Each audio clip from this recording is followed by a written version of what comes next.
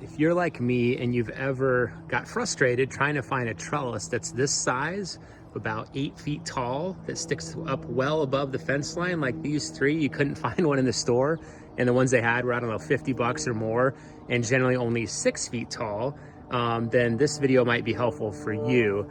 This fence we're looking at is about 6 feet tall.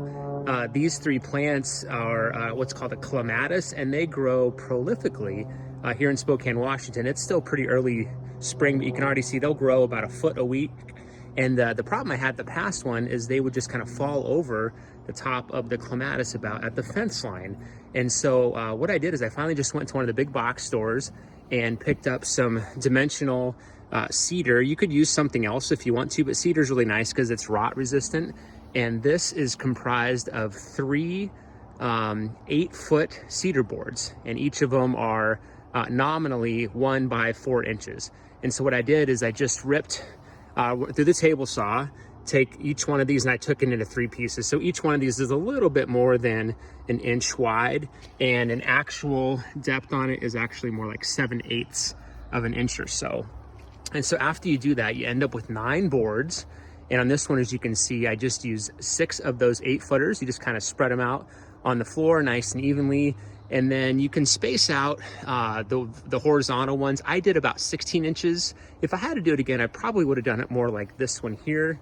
These are about 12 inches apart. So you can do whatever you want on that one. And you'll notice in the middle on this one here, I didn't have it run all the way up to the top. That one is there to solve a problem I was trying to avoid here at the bottom around not getting this thing underground, because once that gets into the soil, it's going to rot much more quickly, even if it's a board like cedar. So if I showed you behind this, you can actually see just slightly, there's this green thing right here. Well, what is this? This is a metal U-stake that you can buy at any hardware store, and it goes down into the ground probably a foot to 2 feet. So that's really the only thing that is anchoring that ground post to this whole trellis, and it holds it just fine, because if you look from the back side here, these screws are what I screwed through that metal green bracket on the back. That way it's not actually held, or the wood is not actually underground. So how I just got it all, spaced out pretty evenly, just use the tape measure. It doesn't have to be perfect. And how I affixed it together, you could use nails. I prefer screws. Make sure you get something galvanized or outdoor. These are 1 5/8 inch deck screws that I just screwed together really easily. And it doesn't need to be attached to the fence any more than a couple times. So up here at the top, you can see I just, on each one of these vertical pieces, I just put the same screw into this header on the fence. And so it's very strong, especially if you have not a huge heavy plant climbing up here. The clematis get really big, but they'll cling to that as they go up.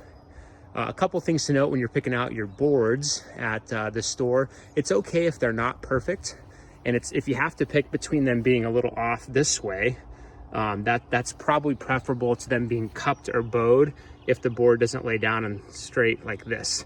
And I say that because if these bend a little bit as you go up, it's not that big of a deal in the grand scheme of things, but it is going to be more challenging to assemble and have it not try to twist on you if they bow the other way. So hopefully that was helpful. Another little tip on that one, this one again happens to be cedar. You could use other lumber and it would last for several years. If you want to keep this nice cedar color like this, you can use a product called spar urethane. And what spar urethane does, it's similar to a polyurethane, but it's designed for outdoors, and it helps protect from the sun's UV rays.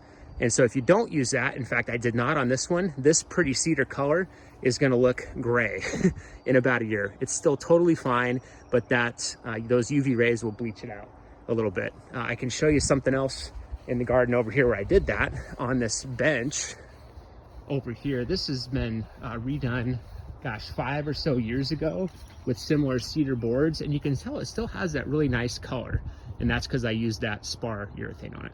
Good luck.